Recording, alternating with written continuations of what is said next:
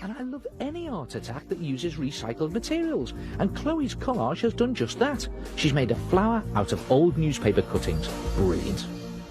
Yeah, great newspaper collage there from Chloe. Do you know what?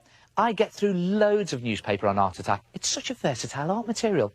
And the one thing I like to use it for, most of all, is Papier Mâché. It makes all your models really solid. But there's just one problem with it. You can never tell where one layer ends and another one begins. You're not sure if you've done an even layer all over your model or if you've been working on one area too much and left another area too thin. Well, you don't have to worry about that anymore. I've got a good little trick to show you. Watch this. Take this balloon that I've been working on, for example. I'm just finishing the first layer here in newspaper. But instead of starting another layer in newspaper, this time I'm going to switch to torn pieces of kitchen paper, because this way I'll be able to see which bits of the balloon I've already worked on and give myself a nice even second layer. Now, when I've gone over the whole thing in a layer of kitchen paper, I'll switch back to the newspaper. And you can keep going like that, swapping between newspaper and kitchen paper until you think you've done enough layers and you'll know they'll be even. Good, eh?